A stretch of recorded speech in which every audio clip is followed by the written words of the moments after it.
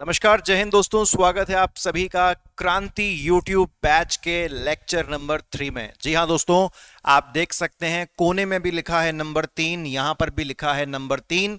और टॉपिक हमारा लगातार सेम टॉपिक चल रहा है, मध्य प्रदेश का बजट 2024-25। लेकिन आज है भाग नंबर 3। मैंने आपसे कहा था कि मुझे लगभग 4 से 5 लेक्चर लगेंगे इस बजट को डिटेल में कवर करने के लिए, क्योंकि हम सिर्फ बजट की रीडिंग नहीं कर रहे हैं, बजट के बीच में जो जो चीजें आ रही हैं उनको याद भी कर रहे हैं और उनसे संबंधित जो अतिरिक्त जानकारी है उसको भी हम लगातार पढ़ रहे हैं।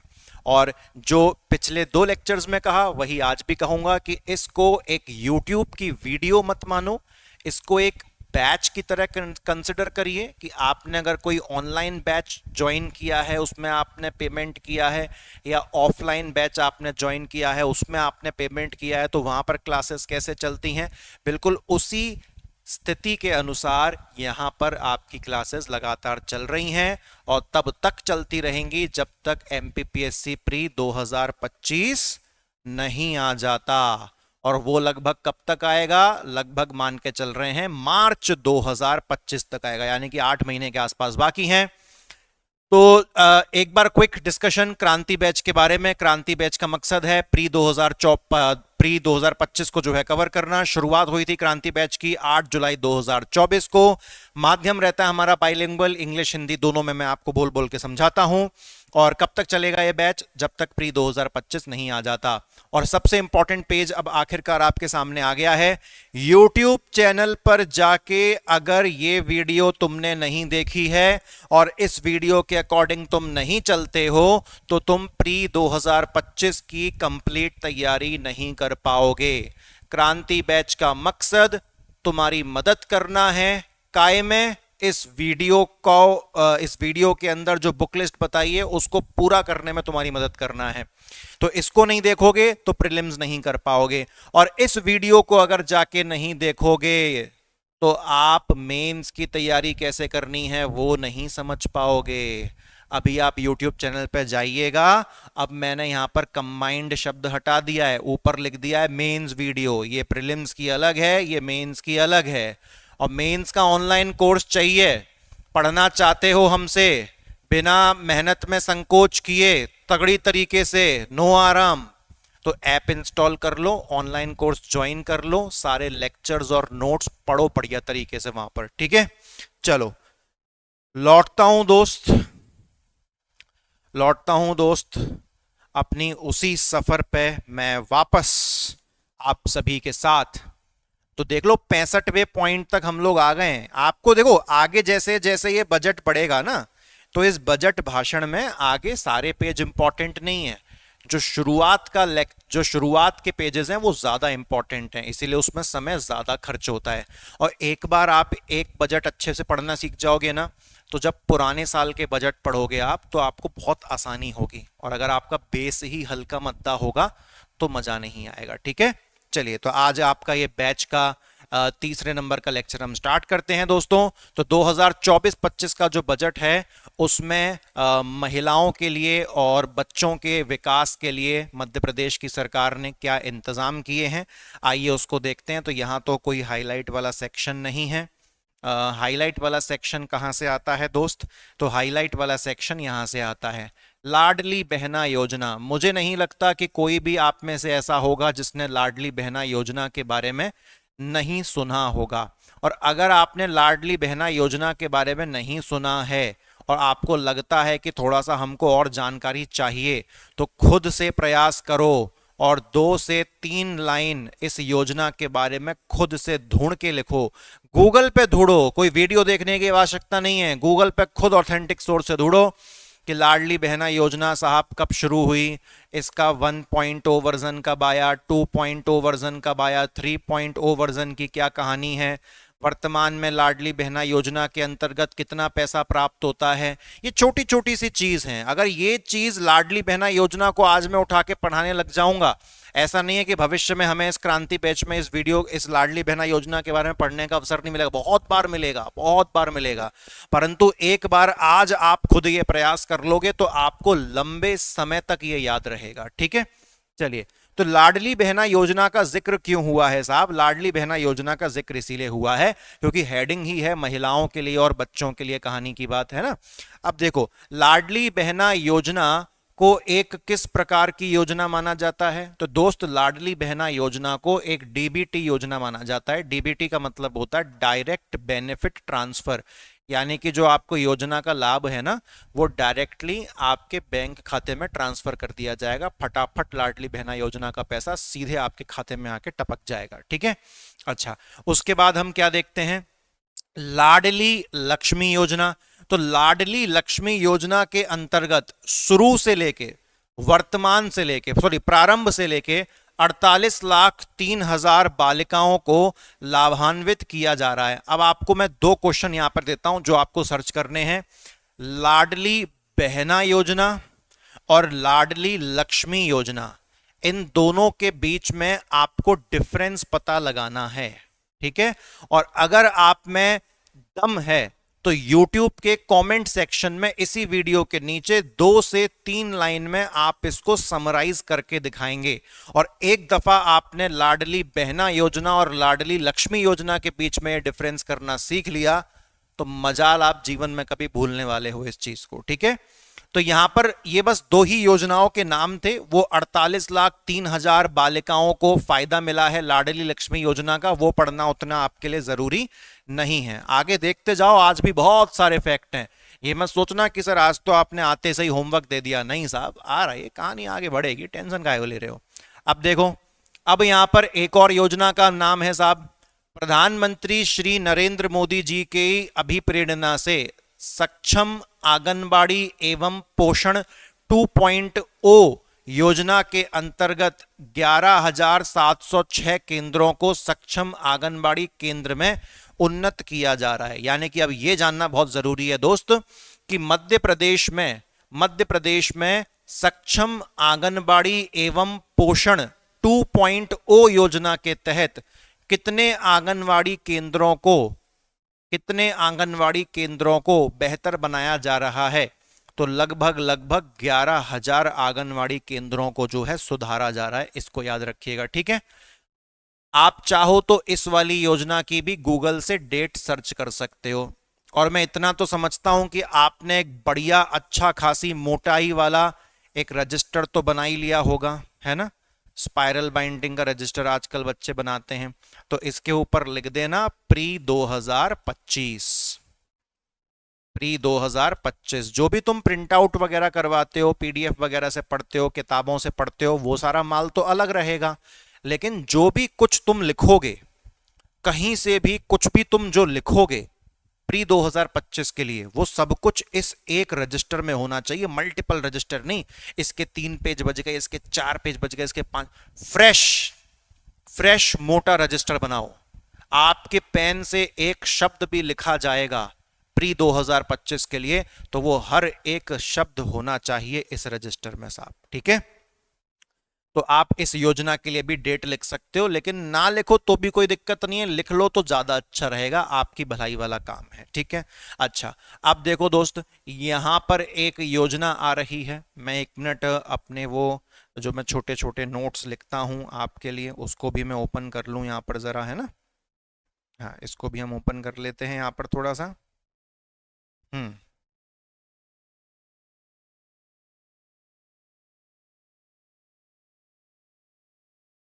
ठीक है, क्योंकि योजना का नाम क्या है? प्रधानमंत्री जनजाति आदिवासी न्याय महाअभियान। शॉर्ट में इसको बोलते हैं पीएम जनमन योजना। अब देखो, मैं इसका शॉर्ट फॉर्म कैसे बनाया वो बताता हूं आपको। हिंदी और इंग्लिश में सेम रहेगा। जनजाति को अंग्रेजी में लिखोगे तो जा लिखोगे, आदिवासी को अंग्रेजी में लिखोगे तो ए से शुरू करोगे, न्याय को अंग्रेजी में लिखोगे तो ना से शुरू करोगे, और महाअभियान को लिखोगे तो महाअभियान में MAN। ठीक है साहब, इसलिए बोला जाता है पीएम जन मन योजना। ठीक है, प्रधानमंत्री जनजाति आदिवासी न्याय अभियान, जनमन योजना इसको कहते हैं दोस्त। अब ये लॉन्च कब हुआ है? तो ये लॉन्च हुआ है 15 जनवरी 2024 को। कब हुआ है साहब? ये योजना लॉन्च हुई है आपकी 15 जनवरी 2024। ठीक है, लेटेस्ट योजना है साहब। प्रधानमंत्री जनमन योजना लेटेस्ट योजना है, पूरी संभावना रखती है एग्जाम में आने के लिए। ठीक है साहब, याद रख पाएंगे इसको। और ये क्यों बनाई गई है? ताकि जो जनजाति अपनियां हैं, आदिवासी जनजाति जितनी अपनी हैं, उनका कल्याण हो सके, है ना। अब देखिए, पीएम जनमन योजना के अंतर्गत जो विशेष जनजाति क्षेत्र हैं, जो स्पेशल ट्राइबल एरियाज हैं, वहां पर कितने आंगनवाड़ी भवन बनाए गए हैं? तो 217। ये आपका इंपॉर्टेंट फैक्ट हो गया साहब। ठीक है, ये आपका इंपॉर्टेंट फैक्ट हो गया साहब कि प्रधानमंत्री जन मन योजना के अंतर्गत कितने आंगनवाड़ी भवन बनाए गए हैं? तो 217 आंगनवाड़ी भवन बनाए गए हैं। एक चीज आपको ये याद रखनी है। ठीक है, बहुत बढ़िया। एक चीज साहब ये याद रख लेना आप कि जो आने वाला वर्ष है ना 2024-25 का, तो उसमें आंगनबाड़ी केंद्रों की जो बिल्डिंग होती है उसके निर्माण के लिए सरकार ने कितना पैसा रखाया है बजट के अंदर? 150 करोड़ रुपया। याद रखना, बिल्कुल संभव है इसको। कितना पैसा खर्च किया है? वो कहते हैं 150 रुपया देगा, तो 150 रुपया नहीं, 150 करोड़ मांगता अपने को। ओके, तो 2024-25 के आने वाले वर्ष में आंगनवाड़ी के जो केंद्र होते हैं उनकी बिल्डिंग बनाने के लिए, भवन निर्माण करने हेतु कितना पैसा बजट में रखता जी? तो 150 करोड़ रुपया रखता जी। तो याद रखना, बिल्कुल संभव है जी। और प्रधानमंत्री जनजाति आदिवासी न्याय महाअभियान को शॉर्ट में क्या बोलता जी? तो पीएम जनमन योजना बोलता जी। ठीक है जी, चलिए जी आगे देखें। आगे देखो साहब, आगे क्या कहता है? आगे क्या कहता है देखो, लिंग अनुपात। लिंग अनुपात को अंग्रेजी में क्या कहते हैं? Sex ratio. लिंग अनुपात को अंग्रेजी में क्या कहते हैं? तो सेक्स रेशियो कहते हैं। तो अब देखो यहां पर इन्होंने बढ़िया अपडेट दे दिया है। जन्म के समय, जब बच्चे का जन्म होता है तो जन्म के समय मध्य प्रदेश में लिंग अनुपात 927 से बढ़कर कितना हो गया है साहब? 956। Very very important fact, very very important fact. ठीक है, तो पहले कितना था जन्म के समय, बर्थ के टाइम पर? 927। अब बढ़ के कितना हो गया है? 956। तो भैया महिलाओं के लिए और बच्चों के लिए सबसे बड़ा सरकार का एक यही हो गया कि कम से कम लिंग अनुपात तो बढ़ गया। जितनी पुरुषों की संख्या है उसके बराबर तो पहुंच रही हैं कम से कम महिलाएं, तो महिलाओं के नजरिए से बहुत अच्छा है 956। ठीक है, तो इसको आप याद रखना। इसको आप ऐसे याद रख सकते हो कि इंदौर में एक जगह है 56 दुकान, जहां पर खाने पीने की बढ़िया जगह है। तो जैसे ही लिंग अनुपात बढ़ गया तो सारी जो महिलाएं हैं वो खुशी मनाने कहां गई? 56 दुकान। ठीक है, और कोई भी महिला, कोई भी बच्ची पैदा होती है तो अपनी मां के गर्भ में कितने समय रहती है? 9 महीने। तो देखो जन्म की बात हो रही है तो 9 महीने, और अब चूंकि लिंग अनुपात बढ़ गया तो सब 56 दुकान खाना खाने गए हैं, तो 956 लिंग अनुपात हो गया। याद रख पाएंगे आप आसानी से। ठीक है साहब, चलो और देख लो साहब। महिलाओं के लिए और बाल विकास के लिए, यानी कि विमेन और चाइल्ड डेवलपमेंट के लिए 2024-25 वाला जो साल है उसमें सरकार ने कितना पैसा लगाया है वो जरूरी नहीं है, लेकिन पिछले साल की तुलना में सरकार ने 81% बजट बढ़ा दिया है साहब। बहुत तगड़ी बढ़ोतरी हुई है। 81 बढ़ा देना गजब लेवल की चीज है साहब, गजब लेवल की चीज है। ठीक है, ये बहुत इंपॉर्टेंट है। महिला एवं बाल विकास के लिए, विमेन और चाइल्ड डेवलपमेंट के लिए 2023-24 की तुलना में 2024-25 के अंदर कितना परसेंट बजट बढ़ा दिया है? 81% बजट बढ़ा दिया साहब, गजब कर दिया। ठीक है, आगे देखें, चलो आगे देखते हैं साहब, है ना। और क्या लिखा है? और क्या लिखा है साहब? और क्या लिखा है? जेंडर बजट क्या बनाया है? Gender budget. Gender budget, gender budget. Gender budget basically महिलाओं से संबंधित जो बजट होता है उसको जेंडर बजट कहते हैं। तो हमारी सरकार महिलाओं एवं बालिकाओं के विकास के लिए शासन के लगभग सभी विभागों में योजनाएं संचालित कर रही है, जिसे जेंडर बजट के रूप में संकलित किया जाता है। यानी कि जेंडर बजट, जेंडर बजट मतलब कि जेंडर बजट का मतलब हो गया कि सरकार महिलाओं के लिए, सरकार महिलाओं के लिए कितना पैसा खर्च कर रही है? सरकार महिलाओं के लिए कितना पैसा खर्च कर रही है? कितना पैसा खर्च कर रही है? इसी को हम लोग क्या कहते हैं? इसी को हम लोग कहते हैं दोस्त जेंडर बजट कहते हैं। ठीक है, अब वो सिंपल तुमसे ये नहीं पूछ रहा साहब कि 2023-24 में जो टोटल बजट था और 2024-25 में जो टोटल बजट है दोनों में कितने प्रतिशत की बढ़ोतरी है। अगर तुम लेक्चर नंबर 1 देख के आए हो क्रांति बैच का तो तुमको पता होगा 16%। 2024-25 का बजट पिछले साल की तुलना में कितना बढ़ गया है, 16%। आज तक का मध्य प्रदेश का इतिहास का सबसे बड़ा बजट है। और उसमें सुनो तो ये आपसे टोटल बजट तो अलग हो गया, आपसे पूछेगा साहब जेंडर बजट में कितना पैसा लगाया है। 2024-25 वाले वर्ष में जेंडर बजट के अंदर सरकार ने कितना पैसा लगाया है। तो कहने की बात यह है, तो सरकार ने दोस्तों कितना पैसा लगाया है, 1,21,997। कितना, 1,21,997। मुझे ऐसा क्यों लग रहा है कि ये इन लोगों ने गड़बड़ किया है, यहां पर ये करोड़ लिखना भूल गए हैं, क्योंकि तुम 1,00,000 रुपया में तो चला नहीं दोगे सारी योजनाएं, तो यहां पर ये करोड़ लिखना भूल गए हैं साहब। ठीक है, यहां पर ये करोड़ लिखना भूल गए हैं, ये करोड़ लिखना भूल गए हैं। ठीक है, बहुत बढ़िया साहब। ठीक है, क्लियर हो गया, 2024-25 के अनुसार क्लियर हो गया। तो याद क्या रखेंगे, 1,21,997। अरे सगुन का 1,21,000 याद रख लो, वैसे ही काम हो जाएगा। एक सगुन का 1,21,000 याद रख लो। ठीक है, बहुत इंपॉर्टेंट है साहब, हल्के में मत लेना। जेंडर बजट का टोटल पूछा है, बहुत जरूरी है, इसलिए लिखवा के बता रहे हैं। जिस चीज को हम लिख रहे हैं तो मतलब समझ लो बहुत जरूरी है। शिक्षा पे सरकार क्या कर रही है साहब, आओ देखते हैं। शिक्षा पे सरकार ने सीएम राइज, जो सीएम राइज स्कूल होते हैं उनको बनवाया है सरकार ने। ठीक है, कौन से स्कूलों को, सीएम राइज स्कूलों को जो है बनवाया है। ठीक है, सीएम राइज का सपना, सीएम राइज मतलब कुछ नहीं है, जो बच्चे हैं उनके विकास के लिए अच्छा स्कूल बनाने की पूरी कहानी होती है।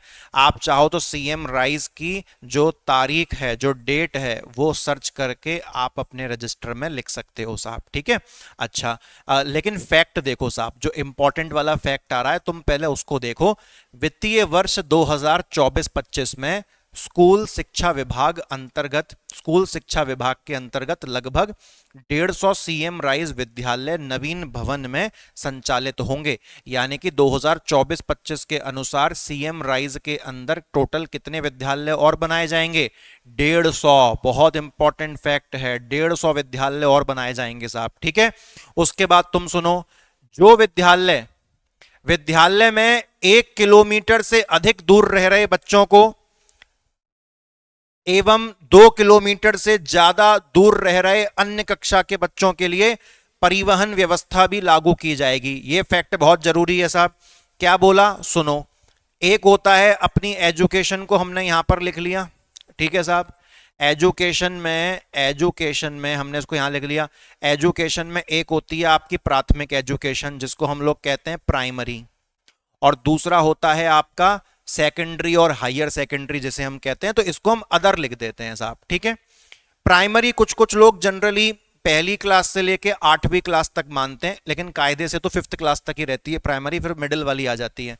तो प्राइमरी को हमने 1 से 8वीं तक मान लिया और बाकी अदर मान लिया। अदर में हम 9 से 12 तक लिख लेते हैं साहब। ठीक है, तो अब वो क्या कह रहा है, अगर कोई बालक प्राइमरी कक्षा में पढ़ रहा है और उसका जो घर है वो स्कूल से 1 किलोमीटर दूर है साहब। कितना किलोमीटर दूर है, 1 किलोमीटर दूर है।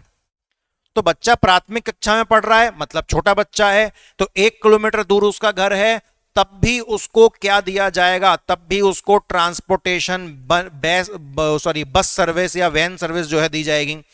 लेकिन अगर कोई बच्चा प्राइमरी से ऊपर क्लास में पढ़ रहा है तो मतलब बच्चा बड़ा है, तो बच्चा बड़ा है तो कम से कम 1 किलोमीटर तो मैनेज कर ही लेगा। परंतु अगर 9वीं से 12वीं क्लास तक का बच्चा है और उसका घर 2 किलोमीटर दूर है, तो 2 किलोमीटर तो साहब उसके लिए भी काफी ज्यादा है, तो उसको भी जो है परिवहन सेवा दी जाएगी साहब। ठीक है, तो जो बड़ी क्लास में बच्चा पढ़ रहा है उसको 1 किलोमीटर की कंडीशन नहीं दी है, उसे कितने किलोमीटर की कंडीशन दी है, 2 किलोमीटर की। अगर तुम्हारा घर 2 किलोमीटर से या 2 किलोमीटर तक दूर है तो हम तुमको ट्रांसपोर्टेशन सेवा जो है वो प्रदान करेंगे। ठीक है भाई, इतना क्लियर हो गया। तो हो सकता है कि पैराग्राफ में लिखा होगा तो नहीं समझ पाओगे, लेकिन ऐसा लिखा अपन ने तो समझ जाओगे आप। ठीक है साहब, चलो और देखो आगे और क्या कहता है साहब, और क्या कहता है ना। अच्छा, और जो भारत की जो नई शिक्षा नीति है, नई शिक्षा नीति को भी लागू करना चाह रही है सरकार, वो भी चलो एक कहानी समझ में आ रही है, बहुत बढ़िया बात है। ठीक है, चलो ये तो खैर मत याद रखो, इतने विद्यालय और उतने विद्यालय, ये तो कोई दिक्कत वाली बात नहीं है। उसके बाद कौन सी आ गई, पीएम श्री योजना आ गई। ठीक है, कौन सी योजना आ गई, पीएम श्री योजना आ गई, पीएम श्री योजना, पीएम श्री योजना। अब ये जो पीएम श्री योजना है, अब ये श्री अन्न योजना नहीं है, वो श्री अन्न, मैंने कल के लेक्चर नंबर 2 में बताया था, श्री अन्न मतलब क्या है, मोटा अनाज, मिलेट, वो अलग चीज है, ये श्री योजना है।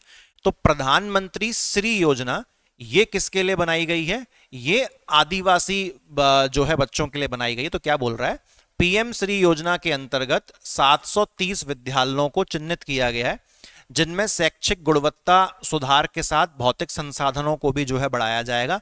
प्रदेश में रहने वाले जो बैगा जनजाति हैं, भारिया जनजाति है, सहारिया जनजाति है, ये बहुत पिछड़ी मानी जाती हैं। मतलब जनजाति तो और भी हैं, लेकिन उनमें से ये सबसे पिछड़ी मानी जाती हैं। तो इन जनजातियों के जो बच्चे हैं, इनको कम से कम बेहतर शिक्षा प्रदान करने के लिए पीएम जनमन योजना के अंतर्गत इस वर्ष जो है 22 नवीन छात्रावास प्रारंभ किए जाएंगे। अब देखो, अभी हम थोड़ी देर पहले पढ़ रहे थे पीएम जनमन योजना, तो पीएम जनमन योजना काय के लिए थी, जनजाति विकास के लिए थी, जनजाति न्याय के लिए थी, है ना। तो पीएम जनमन योजना के तहत, पीएम जनमन, पीएम, अभी कंफ्यूज मत करना, दोनों में क्लैरिटी लेके आऊंगा, इसमें भी लेके आऊंगा, इसमें भी लेके आऊंगा। तो पीएम जनमन योजना के तहत जो बैगा, भारिया और सहारिया जनजाति के जो बच्चे हैं, इन बच्चों के लिए टोटल कितने नए हॉस्टल खोले जाएंगे, टोटल 22 नए हॉस्टल। छात्रावास का मतलब क्या होता है, हॉस्टल। ठीक है, पीएम जनमन योजना के तहत। अब जो ये तुम ऊपर पढ़ रहे हो पीएम श्री योजना, ये अलग कहानी कह रही है। ये बस क्या कह रही है, ये कह रही है कि पीएम श्री योजना के तहत टोटल 730 स्कूल खोले जाएंगे, तो ये भी इंपॉर्टेंट है। तो पीएम श्री योजना 730 स्कूल खोलेगी, वो अलग कहानी है, उसका ओवरऑल एजुकेशन से लेना देना है। लेकिन पीएम जनमन योजना ये सबसे लेना देना नहीं है, ये केवल जनजातियों से, ये केवल ट्राइब्स से लेना देना करती है। और ट्राइब्स में भी यहां पर कौन से कितने हॉस्टल बनवाएगी, 22, और वो भी ज्यादातर किन बच्चों के लिए, बैगा, भारिया और सहारिया जनजाति के। ठीक है साहब, अच्छा अब सुनो, आगे आगे पढ़ो।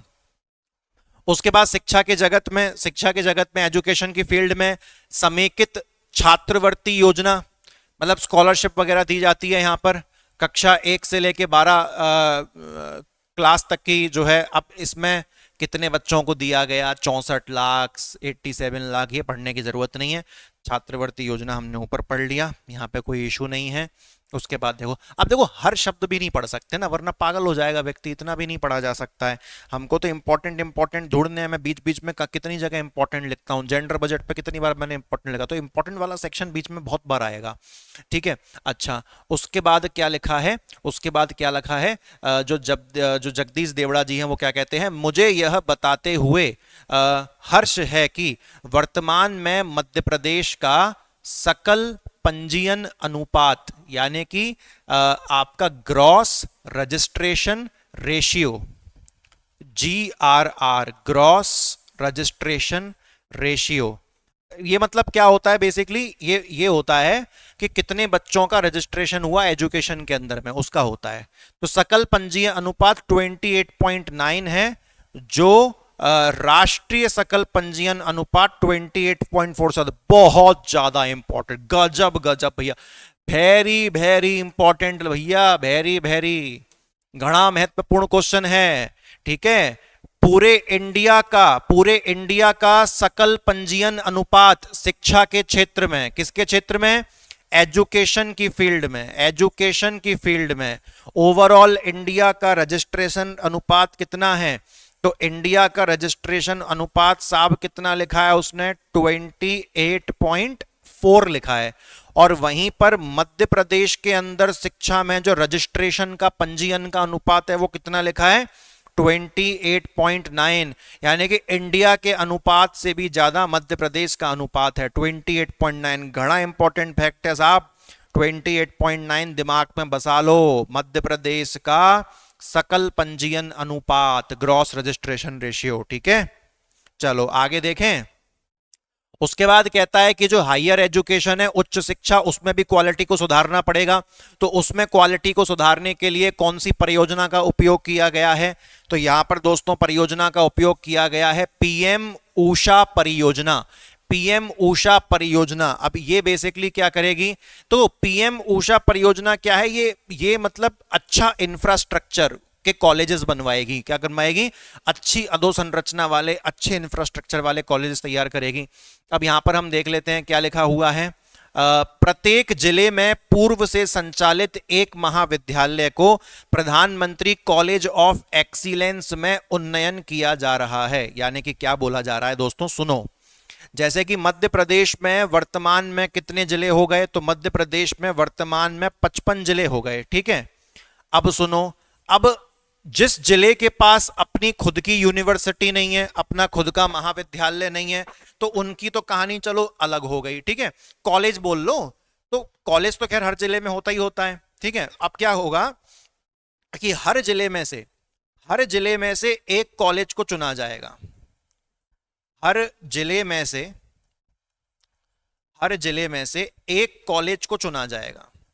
हर जिले में से एक कॉलेज को चुना जाएगा। और उसको चुनने के बाद क्या होगा? हर कॉलेज को प्रधानमंत्री कॉलेज ऑफ एक्सीलेंस के तहत बेहतरीन से बेहतरीन उसका स्टैंडर्ड जो है बढ़ाया जाएगा। तो ठीक है, तो आपको योजना का नाम समझ में आ रहा है, प्रधानमंत्री कॉलेज ऑफ एक्सीलेंस। एक्सीलेंस का मतलब ही हिंदी में होता है उत्कृष्टता।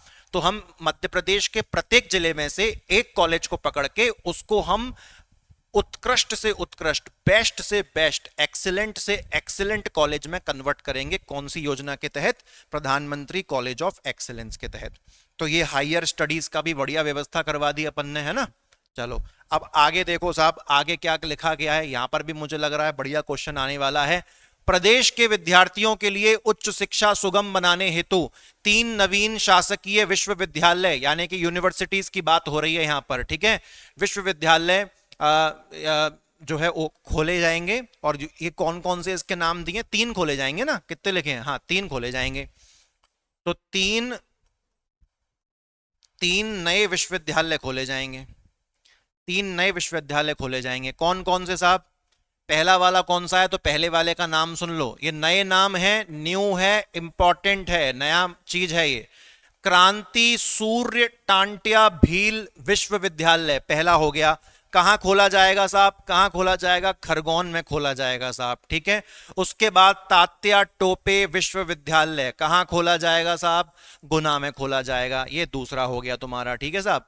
उसके बाद रानी अवंतीबाई लोधी विश्वविद्यालय, ये कहां ओपन किया जाएगा साहब? ये ओपन किया जाएगा सागर में। समझ में आ रही है कहानी आपको? तो 3 नए महाविश्वविद्यालय विश्वविद्यालय जो है ओपन किए जाएंगे। एक तो आपका टांटिया भील के नाम पर हो गया, ठीक है। एक आपका टांटिया भील के नाम पर हो गया। नाम भी याद रखने हैं साहब, पूछ लेगा कि किसके नाम पर रखे जाने वाले हैं, ऐसा भी पूछ सकता है।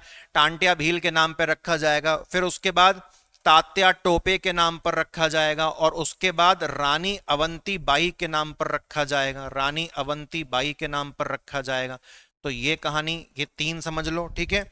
अब जो तांत्या भील है, तांत्या भील के सामने अगर कोई ज्यादा खरखर करेगा तो उसको तांत्या भील गौन कर देंगे, हमेशा के लिए गायब कर देंगे। तो ज्यादा खरखर नहीं करनी है इनके सामने, चुपचाप रहना है, वरना ये आपको गौन कर देंगे, ठीक है।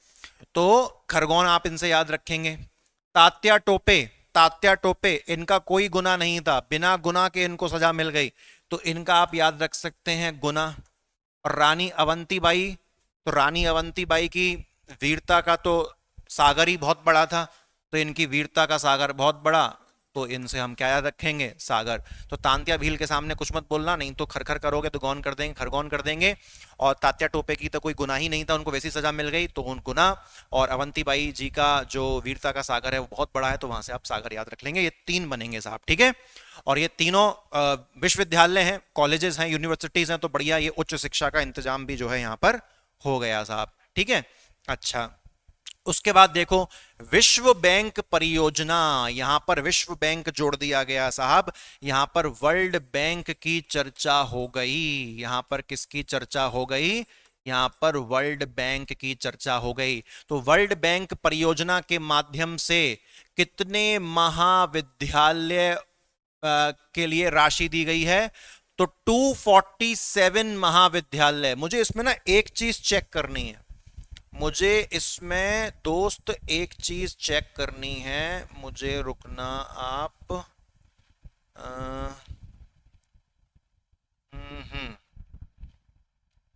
ठीक है, कोई दिक्कत नहीं है, चलो मेरे दिमाग में शायद कुछ और ही चल रहा था।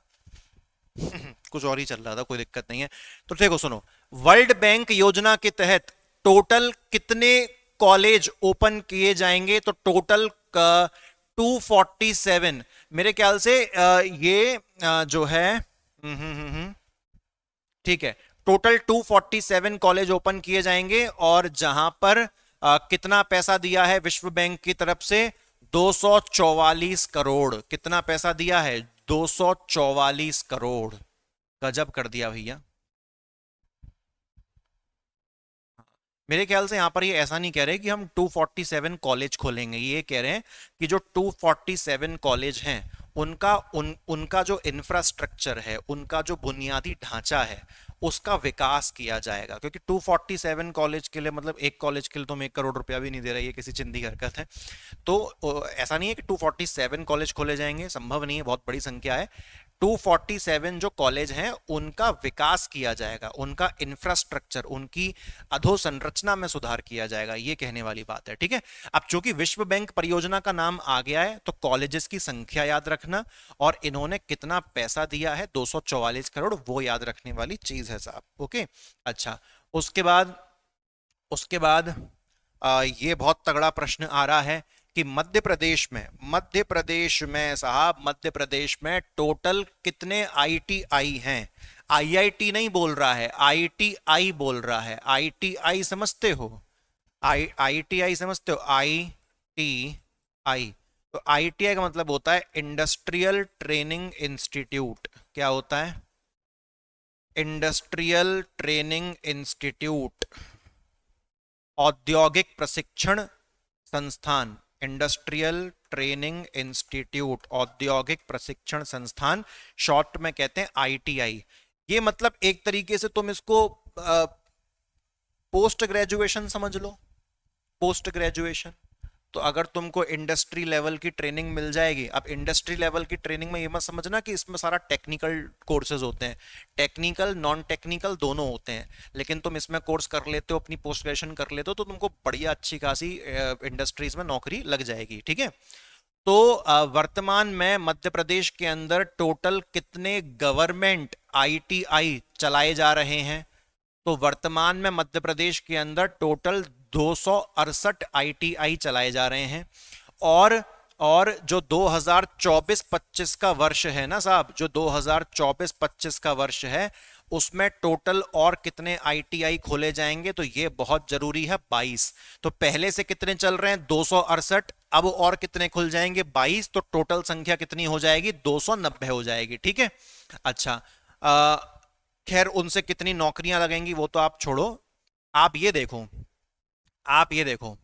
देवास, छिंदवाड़ा एवं धार को ग्रीन स्किलिंग आईटीआई में विकसित कर सोलर टेक्नीशियन एवं इलेक्ट्रिक व्हीकल मैकेनिक पाठ्यक्रम प्रारंभ किए जाएंगे। आप सुनो क्या हो रहा है, ये क्या कह रहे हैं कि एक नाम पकड़ लो देवास, ये पहले तो मैं इस पे इंपॉर्टेंट फैक्ट लिख दूं, क्या बोलता है, देवास के अंदर, छिंदवाड़ा के अंदर और धार के अंदर, ये 3 जगह पर क्या होगा, ये 3 जगह पर नए कोर्स शुरू किए जाएंगे। और ये नए कोर्स कौन सी फील्ड में होंगे, देखो, सोलर आजकल देखो सोलर पैनल कितने लगते हैं, तो सोलर पैनल लग रहे हैं, तो सोलर पैनल को सही करने के लिए, मरम्मत करने के लिए टेक्नीशियन भी तो होने चाहिए ना, जो उसको इंस्टॉल करेगा, खराब होने पे सही करेगा।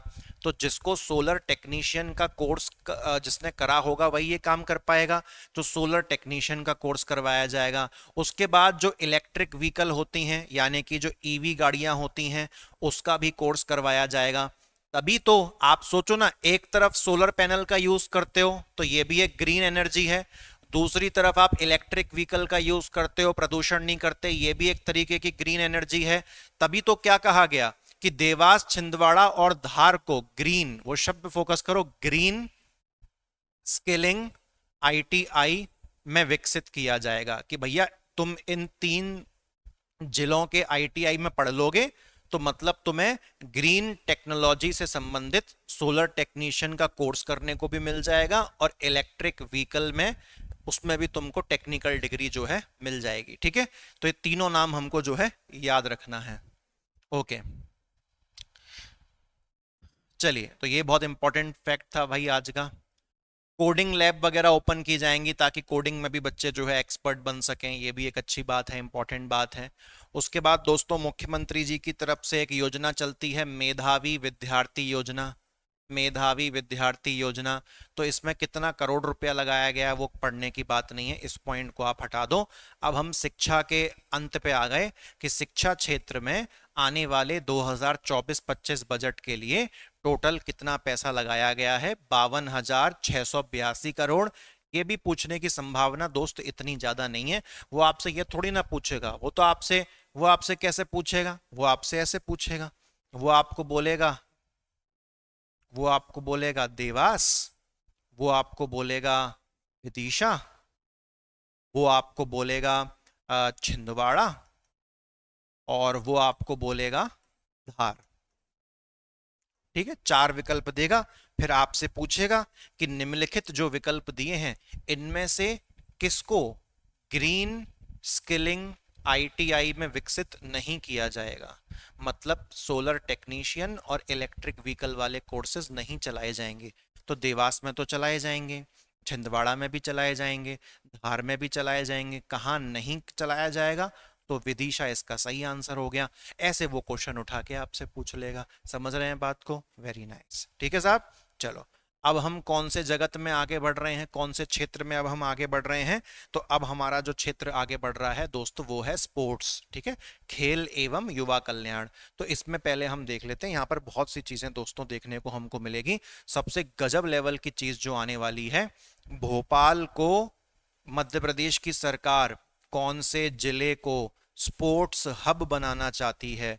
मध्य प्रदेश की सरकार कौन से जिले को स्पोर्ट्स हब बनाना चाहती है?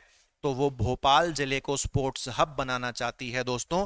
और भोपाल के पास ही एक इलाका है, गांव है मेरे ख्याल से, तो गांव का नाम है नाथू बरखेड़ा। ये बेसिकली एक विलेज का नाम है, इफ आई एम राइट। आप देख लेना बाकी नेट पर कि गांव है या क्या है। वैसे तो मुझे गांव का ही नाम लग रहा है, नाथू बरखेड़ा। नाथू बरखेड़ा नाम की जगह पर भोपाल जिले के अंतर्गत ये आता है। यहां पर दोस्त एक इंटरनेशनल लेवल का स्टेडियम बनाया जाएगा। क्या बनवाया जाएगा? स्टेडियम नहीं होगा, स्टेडियम तो फिर वो एक एक पर्टिकुलर खेल तक सीमित हो गया। यहां पर अंतरराष्ट्रीय स्तर का स्पोर्ट्स कॉम्प्लेक्स बनाया जाएगा। ठीक है, तो अगर वो गांव का नाम नहीं पूछता है नाथू बरखेड़ा, तो भोपाल से काम हो जाएगा। अगर वो गांव के नाम दे देता है, उसमें से पहचानना है, तो नाथू बरखेड़ा पहचानना पड़ेगा। बन क्या रहा है यहाँ पर? Sports complex. स्पोर्ट्स कॉम्प्लेक्स में तुम्हारे जो एथलीट वाले जितने भी गेम होते हैं उनका एक स्टेडियम बनाया जाएगा, दौड़ कूद वाला। उसके बाद तुम्हारा इसमें एक हॉकी स्टेडियम बनाया जाएगा। मैंने इसका पूरा मैप देखा था, तो हॉकी स्टेडियम बनाया जाएगा, ये मैच होगा यहाँ पर। और इसके बाजू में प्रैक्टिस करने के लिए एक हॉकी स्टेडियम बनाया जाएगा। इसके बाजू में यहाँ पर एक लॉन टेनिस खेलने के लिए स्टेडियम बनाया जाएगा। और इसके बाजू में यहाँ पर एथलीट के लिए स्टेडियम बनाया जाएगा। तो बहुत बहुत बड़े लेवल की इसकी प्लानिंग चल रही है। ठीक है, तो स्पोर्ट्स हब भोपाल, और ये सब मैं आपको पढ़ा चुका हूं, तो बार बार रिपीट नहीं करूंगा एक ही चीज को। ठीक है, तो ये इंपॉर्टेंट फैक्ट था साहब, इंपॉर्टेंट है तो याद रखना बहुत आवश्यक है। अब देखो यहाँ पर स्पोर्ट्स का कितना तगड़ा सेक्शन आने वाला है कि 19वां 19वां एशियाई खेल, ठीक है, 19वें एशियन गेम्स होते हैं, तो एशियन गेम्स में 19वें नंबर का एशियन गेम था। तो मध्य प्रदेश के कितने खिलाड़ियों ने, मध्य प्रदेश के खिलाड़ियों ने मतलब कितने गोल्ड मेडल जीते हैं 19वें एशियाई गेम में, तो उन्होंने 6 गोल्ड मेडल जीते हैं, ठीक है, और 6 गोल्ड मेडल सहित बाकी 14 पदक जो है उन्होंने और जीते हैं। उसी के बाद दोस्तों जो डिसेबिलिटी, जिनके पास थोड़ी बहुत विकलांगता होती है, तो उनके लिए पैरा शब्द आगे लग जाता है, पैरा एशियन खेल।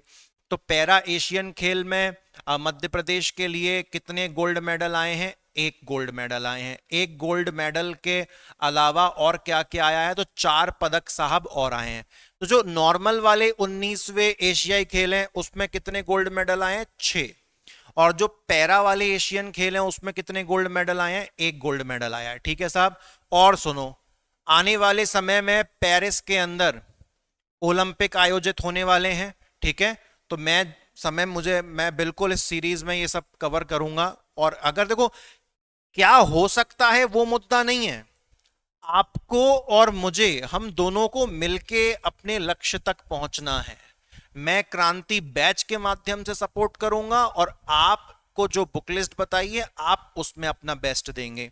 तो यहां पर जब ये माहौल बना ही है, पेरिस में ओलंपिक होने वाले हैं, तो जाके गूगल पे सर्च करो और जो आपका रजिस्टर है उसमें लिखो। लगातार मैं आपको बता रहा हूं पेरिस में ओलंपिक होने वाले हैं, तो ये कौन से नंबर के ओलंपिक हैं, पेरिस के बाद अगले ओलंपिक कहाँ होंगे, ये पेरिस से पहले पिछले ओलंपिक कहाँ हुए थे, अब की बार जो पेरिस में ओलंपिक हो रहे हैं उसका टाइटल क्या है, उसकी थीम क्या है, उसका मस्किट, मस्किट मतलब कोई ना कोई चिन्ह बनाते हैं, उसका मस्किट क्या है, तो ये सब देखो, ठीक है। और मध्य प्रदेश की तरफ से पेरिस में होने वाले ओलंपिक एवं पैरा ओलंपिक दोनों में मिला के टोटल कितने खिलाड़ी पार्टिसिपेट कर रहे हैं? 5 खिलाड़ी पार्टिसिपेट कर रहे हैं। भारत देश बहुत बड़ा है और उस भारत देश में से 5 तो अपने मध्य प्रदेश में से ही साहब आ गए हैं, ठीक है। क्लियर हो गया इतना? तो याद रखना, इंपॉर्टेंट फैक्ट है ये स्पोर्ट्स की फील्ड से।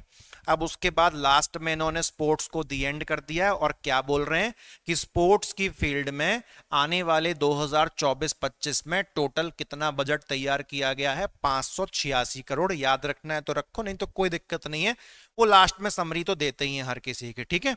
जहां पर बहुत इंपॉर्टेंट होता है मैं वहां पर आपको इंपॉर्टेंट लिख के बता देता हूं। उसके बाद दोस्त हम कहां आगे बढ़ेंगे? जनजाति एवं अनुसूचित जाति यानी कि एसटी और एससी के बारे में पढ़ेंगे। मुझे फटाफट से बताओ प्रधानमंत्री जी की वो कौन सी योजना है जहां पर प्रधानमंत्री जी जनजातियों के लिए, जाति के लिए नहीं, जनजाति के लिए, उनके कल्याण के लिए काम कर रहे हैं। तो पीएम जन मन योजना, ठीक है, पीएम जन मन योजना लगातार हमने पढ़ा था, बहुत बढ़िया।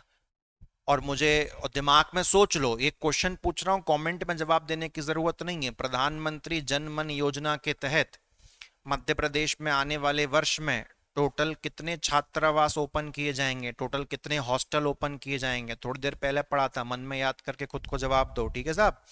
अब देखो एससी और एसटी के लिए क्या किया गया है। तो सबसे पहले तो इन्होंने दोस्त यहां पर क्या किया है, बहुत तगड़ा पॉलिटी का क्वेश्चन डाल दिया है। यहां पर इन्होंने एक ऐसे एक्ट की बात कर दी है साहब जिसको हम लोग कहते हैं पैसा एक्ट। क्या कहते हैं? पैसा एक्ट, पैसा अधिनियम। पैसा एक्ट सन किस वर्ष में आया था? 1996। पहला फैक्ट आपके लिए ये है। अब पैसा एक्ट कहता क्या है, थोड़ा समझ लो कि अगर क्वेश्चन घूम के आया तो कर पाओगे।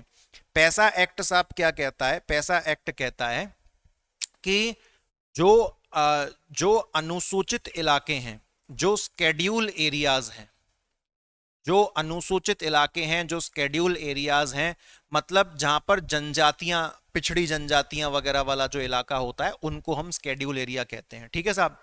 तो जो अनुसूचित एरिया है, जो स्केड्यूल एरिया है, वहां पर भी ग्राम पंचायत के कायदे कानून लागू होने चाहिए, वहां पर भी ग्राम पंचायत जैसे प्रावधान, ग्राम पंचायत जैसे जो प्रोविजंस हैं वो लागू होने चाहिए, अन्यथा इन स्केड्यूल एरिया का विकास नहीं हो पाएगा। ये कहानी कही गई। अब ग्राम पंचायत के प्रावधान इन इलाकों पर भी लागू होंगे तो सरकार फिर इनके लिए भी योजना बना बना के, बजट बना बना के इनको भी पैसा भेजेगी, इनका भी विकास होगा। ठीक है, अब सुनो, अब सुनो, आपसे अगर ऐसा क्वेश्चन पूछ लेता है कि हमारे संविधान के किस पार्ट में, हमारे कॉन्स्टिट्यूशन के किस भाग में पंचायत, ग्राम पंचायत से संबंधित प्रावधान लिखे हुए हैं, तो कोई आपसे पूछे तो जवाब दे देना भाग नंबर 9। हमारे संविधान का जो पार्ट नंबर 9 है उसमें ग्राम पंचायत से रिलेटेड जितने भी प्रोविजंस हैं, जितने भी प्रावधान हैं, वो सब उसमें लिखे हुए हैं। और पैसा एक्ट क्या कह रहा है लगातार कि संविधान का भाग नंबर 9 जो कि ग्राम पंचायत से संबंधित है, आप उसके प्रावधानों को स्केड्यूल एरिया में भी लागू करो, अनुसूचित इलाकों में भी आप उनको लागू करिए, ताकि उन इलाकों का भी विकास हो सके साहब। ठीक है, इतना समझ में आ गया। परंतु ये जो पैसा एक्ट है आ तो 1996 में गया है, लेकिन लागू बहुत बहुत लेट हुआ है ये। जैसे कि मध्य प्रदेश में कब लागू हुआ है भैया, 2022 में। लो आ गया, बड़ा इंपॉर्टेंट फैक्ट आ गया। अगर कोई आपसे पूछे कि इंडिया में सबसे पहली बार पैसा एक्ट किस राज्य ने लागू किया था, तो उसका भी दोस्तों आंसर सुन लो। जहां पर हमारा जन्म हुआ था साहब वही है। तो अब आपको नहीं पता हमारा जन्म कहाँ हुआ था, हमको ही शाहरुख खान तो है नहीं जो आपको पता होगा हमारा जन्म कहाँ हुआ था। तो सुनिए भाई, आंध्र प्रदेश, आंध्र प्रदेश, मेरे फादर की पोस्टिंग थी आंध्र प्रदेश में, तब हमारा जो है जन्म हुआ था। ठीक है, तो आंध्र प्रदेश ने जो पैसा एक्ट है ये लागू करने वाला आंध्र प्रदेश पहला राज्य था। और आंध्र प्रदेश ने कब लागू किया था पैसा एक्ट, 2011 में। और मध्य प्रदेश में पैसा एक्ट कब लागू हुआ है, 2022 में। ठीक है, देर आए दुरुस्त आए, तो उम्मीद करता हूं पैसा एक्ट के बारे में आपको टकाटक नॉलेज हो गई है साहब। ठीक है, अब देखो नीचे फिर से वो योजना का नाम आ गया, पीएम जनमन, पीएम जनमन। तो आप सोच लो कितनी इंपॉर्टेंट है। मैंने आपको डेट सहित बताई है कि पीएम जनमन योजना क्या है, कब है, किसके लिए है। ठीक है, तो जनजातियों के लिए है इसका। पीएम जनमन योजना का कोई संबंध एससी से नहीं है, इनका संबंध किससे है, जनजाति से, यानी कि एसटी से। बढ़े साहब आगे, आगे बढ़े साहब। ठीक है, आगे बढ़ते हैं, आगे की कहानी देखते हैं। ठीक है, आगे क्या लिखा हुआ है साहब, आगे लिखा हुआ है, आगे लिखा हुआ है सीएम राइस योजना के तहत क्या बनाए जा रहे हैं, स्कूल बनाए जा रहे हैं, वो तो हम लगातार देख ही रहे हैं। तो क्या बोलता है, जो जनजाति वर्ग है, यानी कि जो ट्राइबल कम्युनिटीज हैं, तो उनके विद्यार्थियों को बेहतर शिक्षा देने के लिए 94 सीएम राइज स्कूल जनजाति इलाकों में बनाए जाएंगे। ठीक है, तो ये जो 94 स्कूल खोले जाएंगे ना दोस्त, ये जो 94 स्कूल खोले जाएंगे, ये किन के लिए खोले जाएंगे, एसटी बच्चों के लिए। ऐसा नहीं है कि इनमें कोई और विद्यार्थी आके नहीं पढ़ सकता, परंतु एक खास बात क्या है कि ये जो 94 स्कूल खोले जाएंगे, ये ऐसे क्षेत्र में खोले जाएंगे जो क्षेत्र जहां पर एसटी लोगों की संख्या बहुत ज्यादा है, जहां पर जनजाति लोगों की संख्या बहुत ज्यादा है, ताकि उनके बच्चों को भी अच्छी शिक्षा मिल सके साहब। ठीक है, वर्ष 2024-25 में, यानी कि आने वाला जो वर्ष 2024-25 है ना साहब, उसमें क्या होगा, तो उसमें 38 विद्यालयों का निर्माण किया जाएगा। हाउ मैनी, 38 स्कूल्स का निर्माण किया जाएगा।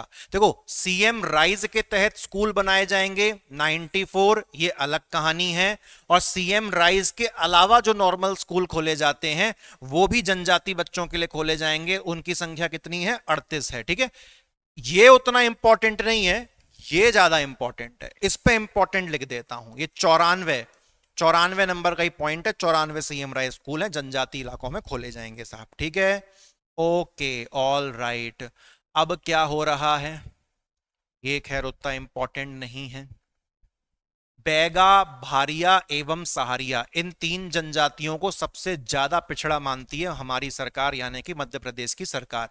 तो इसीलिए इनको तो आहार के लिए भी अनुदान दिया जाता है, मतलब खाने पीने के लिए भी इनको पैसा जो है प्रोवाइड किया जाता है। हालांकि ऐसा नहीं है कि बैगा, भारिया और सहारिया जनजाति के सारे लोग आज भी अविकसित हैं, नहीं, बहुत बहुत अच्छे पदों पर हैं, बहुत बहुत विकसित हैं, खूब पैसे वाले हैं, कोई टेंशन नहीं है। लेकिन जो नहीं है उनके लिए सरकार यहां पर बात कर रही है साहब, ठीक है। अच्छा, और सुनो तुम जरा, और सुनो तुम जरा, जितने भी जनजाति वर्ग के बच्चे हैं, यानी कि जितने भी एसटी बच्चे हैं, हालांकि तो एससी बच्चों को भी प्रोवाइड किया जा रहा है, लेकिन एसटी वाले जो बच्चे हैं उनको जेई का एग्जाम क्रैक करना है, आईआईटी वाला जेई की तैयारी करनी है उनको, ठीक है। उनको क्लैट की यानी कि लॉ के एग्जाम की तैयारी करनी है, उनको मेडिकल नीट एग्जाम की तैयारी करनी है। तो इसके लिए भी सरकार कोचिंग की सुविधा प्रोवाइड करवाएगी। क्या प्रोवाइड करवाएगी? कोचिंग की सुविधा प्रोवाइड करवाएगी, ये भी सरकार ने कह दिया साहब। इसमें एमपीपीएससी का नाम तो है नहीं है, तो वो मुझे नहीं लग रहा। यूपीएससी को भी इन्होंने कोई दर्जा दिया नहीं है, उसके लिए भी इन्होंने कुछ सुविधा नहीं करवाई है। ज्यादातर इन्होंने वो एग्जाम उठाए हैं जो व्यक्ति केवल 12वीं के बाद ही दे पाता है, फिर बाद में नहीं दे पाता, वो वाले एग्जाम इन्होंने पकड़े हैं, ठीक है। यूपीएससी और एमपीपीएससी तो आप खूब काफी अच्छी खासी एज तक दे सकते हो, ठीक है। तो इसके लिए कोचिंग खोलेंगे, ये कोई ऐसा खास फैक्ट नहीं है। उसके बाद आकांक्षा योजना के अंतर्गत, आकांक्षा योजना के अंतर्गत क्या बोला गया? इसमें भी यार पैसे की बात करी है, ये भी उतना इंपॉर्टेंट नहीं है। हाँ, लेकिन आकांक्षा योजना की तारीख, आकांक्षा योजना की तारीख इसमें सर्च कैसे करोगे? सुनो, पहली बात तो ये आकांक्षा योजना की जो बात हो रही है, आकांक्षा योजना क्या ये इंडिया लेवल की योजना है? पहले ऐसे सर्च करना, या फिर ये मध्य प्रदेश लेवल की योजना है, ऐसे सर्च करना। क्योंकि पता है बहुत से विद्यार्थियों को प्रॉपर गूगल पे सर्च करना भी नहीं आता, ऐसे भी हालात हैं। तो आप सीखो दोस्त, सीखो। आगे बढ़ना है तो खुद के दम पर बढ़ना पड़ेगा आगे।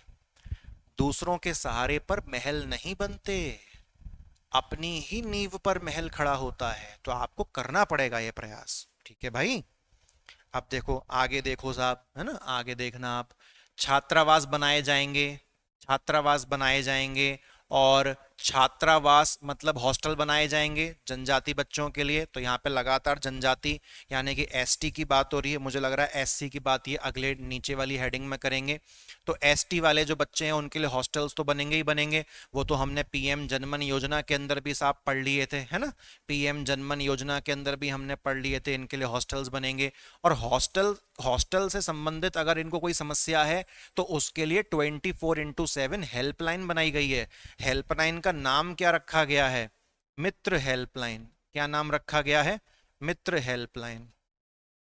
अरे भैया कोई सरकार को बता दो, कोई तो सरकार को बता दो कि सारे जनरल वाले अमीर नहीं होते, इनके लिए भी कुछ कर दो भाई। क्या पाप कर दिया? सारे जनरल वाले अमीर नहीं होते साहब। कौन कह गया? सारे जनरल वाले अमीर नहीं हैं, इन बेचारों के लिए भी कुछ कर दो। कुछ तो ऐसे हैं जो जनरल के अंदर भी हैं, पैसा भी नहीं है, और ईडब्ल्यूएस के लायक भी काम नहीं बन पा रहा है, कहीं ना कहीं से मतलब चारों तरफ से फंस रहे हैं, वो कहानी घूम रही है। तो थोड़ा बहुत सरकार इनके लिए भी कर दे तो अच्छा हो जाएगा, बढ़िया काम बन जाएगा। चलो खैर, जो ज्यादा पिछड़ा है पहले उसके लिए किया जाए, कोई बात नहीं। यहाँ पर भी हमको समझ में आ रही है कहानी, ठीक है। चलो कोई बात नहीं साहब, आगे बढ़ेंगे, कोई दिक्कत नहीं है।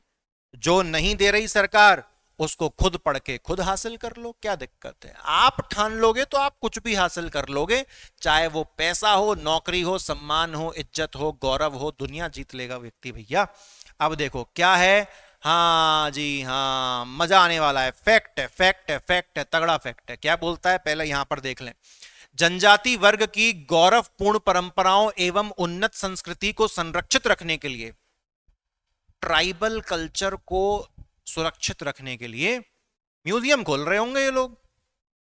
क्या खोल रहे हैं? सरकार संग्रहालय खोल रही है, क्योंकि संस्कृति की सुरक्षा तो तभी हो सकती है जब म्यूजियम खोले जाएं साहब, है ना। ट्राइबल म्यूजियम भोपाल में कितना प्यारा है, मेरा घड़ी घड़ी भोपाल जाने का मन करता है। मेरे साथ बड़ी समस्या है, मैं जहाँ रहता हूँ वहां मुझे कभी अच्छा 2-3 साल तक जगह अच्छी लगती, फिर जगह ही नहीं अच्छी लगती। इंदौर में रहते हैं तो भोपाल बहुत अच्छा लगता है, शायद हो सकता है भोपाल में रह रहे होते तो इंदौर बहुत अच्छा लगता है। ये तो खैर, भोपाल के आसपास क्या नेचुरल एरिया बहुत ज्यादा है, सांची स्तूप है, उदयगिरी की गुफाएं हैं और जंगल रिजॉर्ट वगैरह, मजेदार यार। बहुत इच्छा होती है मुझे, घूमने का मन बहुत करता है यार, लेकिन दिन आएगा, समय आएगा, अपना टाइम आएगा, अपना टाइम आएगा, आएगा, हम भी घूमने जाएंगे, मजा करेंगे, बिल्कुल होगा। लेकिन पहले करेंगे काम, पहले प्री 2025 पर फोकस करेंगे, बिल्कुल टाइम आएगा। तो छिंदवाड़ा में, तो लोकेशन बता दी साहब, लोकेशन बता दी, लोकेशन क्या बताइए साहब, छिंदवाड़ा बताइए, ठीक है। तो छिंदवाड़ा में बादल, भोई, स्वतंत्रता संग्राम सेनानी, ये क्या है, ये पूरा म्यूजियम का नाम है, ये पूरा काय का नाम है दोस्त, ये पूरा म्यूजियम का नाम है, इसको ये पूरा संग्रहालय का नाम है, इसे हम पहले यहां लिख देते हैं, ठीक है। अच्छा, इसको याद रख लोगे छिंदवाड़ा में, ओके। अब उसके बाद क्या जबलपुर के अंदर भी बनाया जा रहा है क्या, तो जबलपुर में बन रहा है, क्या नाम है, श्री शंकर शाह कुंवर रघुनाथ शाह संग्रहालय। तो ये संग्रहालय का नाम है, लोकेशन क्या है, लोकेशन जबलपुर है। तो दो लोकेशंस पर जनजातियों से संबंधित, ट्राइबल से संबंधित जो है म्यूजियम बनाए जाएंगे। तो ट्राइबल म्यूजियम बहुत घणो इंपॉर्टेंट फैक्ट है, पता को नहीं चाल रहा है कहाँ संग्रहालय खुल रहा है और कहाँ संग्रहालय नहीं खुल रहा है, ठीक है। तो ट्राइबल म्यूजियम, लेकिन हमें पूरा पता है कहाँ खुल रहा है कहाँ नहीं खुल रहा है, तो कहाँ कहाँ, तो एक तो नया बनेगा साहब कहाँ पर, छिंदवाड़ा में, और दूसरा नया कहाँ बनेगा साहब, आपका जबलपुर में। तो छिंदवाड़ा और उसी के साथ अपना बढ़िया जबलपुरिया काम हो जाएगा, ठीक है, हो जाएगा इतना, बहुत बढ़िया बात है साहब, ठीक है। चलिए, very good very good very good. आपको ऐसा लग रहा हो कि मैं ज्यादा पगला रहा हूं, बातें कर रहा हूं, तो सुबह से जब पढ़ाते हुए रात हो जाती है, इस समय बज रहे हैं 8:45, अभी मुझे घर लौटना है, जल्दबाजी नहीं है घर जाने, घर जा क्या करेंगे, लेकिन पढ़ाते पढ़ाते थोड़ा सा पागल हो जाता हूँ मैं शाम तक, मुझे ऐसा लगता है, बट पता नहीं यार, अब आप लोग पागल कहोगे तो पागल भी मानना पड़ेगा, आप तो जो कह दो सो मानना पड़ेगा। अब देखो आगे कहानी, देखो साहब आगे क्या कह रहा है, 2023-24 में विदेश अध्ययन के लिए 10 विद्यार्थियों को 2 करोड़ रुपए, 89 लाख रुपए स्कॉलरशिप दी थी सरकार ने। लो भैया, ये भी आ गया इंपॉर्टेंट फैक्ट। क्या बोला, आपको पता भी है, हो सकता है आपको पता भी ना हो, एसटी कैटेगरी का, जो एसटी कैटेगरी के 10 विद्यार्थियों को सरकार ने फॉरेन यूनिवर्सिटी में पढ़ने भेजा है, जिसके लिए 2 करोड़ 89 लाख रुपया खर्च किया है स्कॉलरशिप पर। गजब भैया गजब। अब ये 10 विद्यार्थी जो होंगे बहुत ही उन्नत कैटेगरी के होंगे, तभी इनको फॉरेन जगह पर यूनिवर्सिटी में एडमिशन मिला है, क्योंकि आप पैसा कितना भी खर्च कर दो, जब तक वही नहीं बुलाएंगे तो एडमिशन कैसे पाओगे आप, ठीक है। तो 10 विद्यार्थी, कितने, 10 याद रखेंगे, फैक्ट है 10 विद्यार्थी।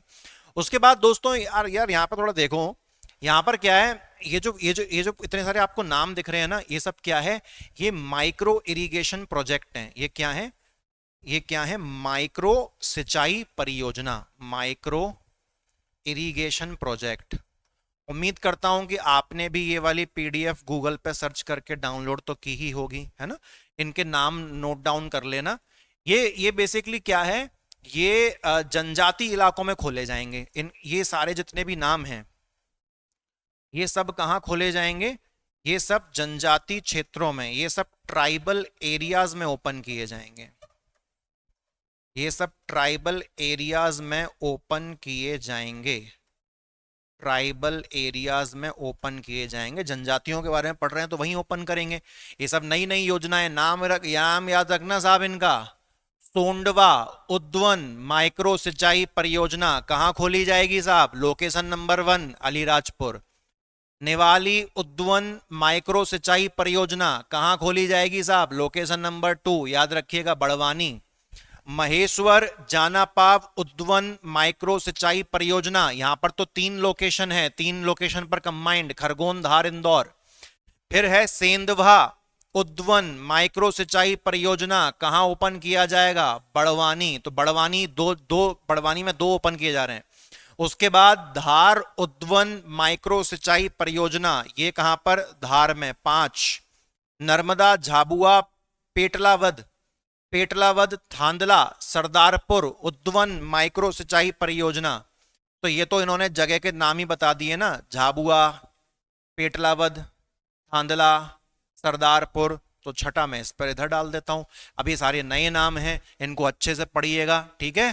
तो बढ़िया, ऐसे आप याद रख सकते हो इसको, ठीक है। अली साहब ने क्या किया, अली साहब ने बढ़िया सोडा लगा लिया। क्या लगा लिया अली साहब ने, बढ़िया सोडा लगा लिया, बढ़िया सोडा लगा लिया। अब सोडा लगा के ये कह रहे हैं कि हम राज करेंगे। अब सोडा लगाने के बाद व्यक्ति क्या कहता है, बड़ी बड़ी बातें करता है, बोला राज करेंगे। तो अली साहब ने क्या लगा लिया, सोडा। अब क्या कह रहे हैं, हम तो राज करेंगे और पूरे मध्य प्रदेश पर राज करेंगे। साहब सोडा लगाने के बाद तो कुछ भी बोलता है व्यक्ति, उसकी बातों पे नहीं जाना आपने को, ठीक है। अच्छा, और सुनो, और सुनो, ठीक है।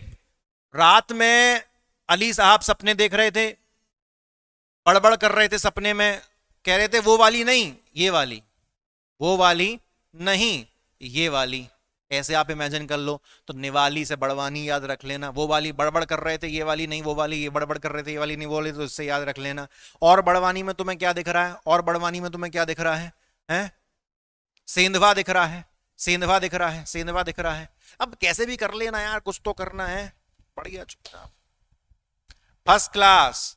ज्यादा ट्रिक बनेगी साहब, वो एक वो को ना, दुर्गेश नाई, दुर्गेश नाई देखा आपने, उस पे इंस्टाग्राम पे वीडियो डालता है वो दुर्गेश नाई, तो बढ़िया टी टड़ा टू टाटी, तो दुर्गेश नाई वाले स्टाइल में है भैया। आप इसको ज्यादा इसकी ट्रिक पे मत जाओ, कितनी ट्रिक बनाओगे, सारी नई परियोजनाएं हैं, इतना आपको लिख के बता दिया है। माइक्रो सूक्ष्म कैटेगरी की सिंचाई परियोजना है और ये सब ट्राइबल एरियाज में ही ओपन किए जाएंगे, ठीक है साहब, याद रखना। थोड़ी देर बैठ के पढ़ लेना। जाना पाप वाली में देखो 3 कवर हो रहे हैं, खरगोन, धार, इंदौर, ये भी इंपॉर्टेंट है, तो उसको आराम से पढ़ लेना। हाईलाइट किया है, इंपॉर्टेंट लिखा है, बार बार इस पर चर्चा मैं कर रहा हूं, ओके। अच्छा, अनुसूचित जाति पे एक काम करेंगे, अगले लेक्चर से कंटिन्यू करेंगे साहब, नहीं तो हमारी मम्मी हमको पकड़ पकड़ के आज ऐसा धोएंगी कि उन्होंने जो सामान मंगाया हम वहां लेके नहीं पहुंचे। हम सुबह 10 बजे से यहां आए हुए हैं, रात के 10 बज गए। आप देखो साहब, आप देखो, आप देखो साहब, कितने बज गए, 20:40 हो रहे हैं। अच्छा 10 नहीं बजे यार, 9 ही तो बजे हैं। नहीं मार पड़ेगी, नहीं मार पड़ेगी साहब, हो जाएगा काम। लेकिन आज मैं यहाँ पे फिलहाल इसी में रोकूंगा। अनुसूचित जनजाति के लिए सरकार ने कितना पैसा खर्च किया है ये पढ़ने की जरूरत नहीं है, पागल हो जाओगे इतना पढ़ोगे। अनुसूचित जनजाति के लिए सरकार ने बहुत कुछ कर दिया, ऊपर बहुत सारे एक से एक फैक्ट आए थे।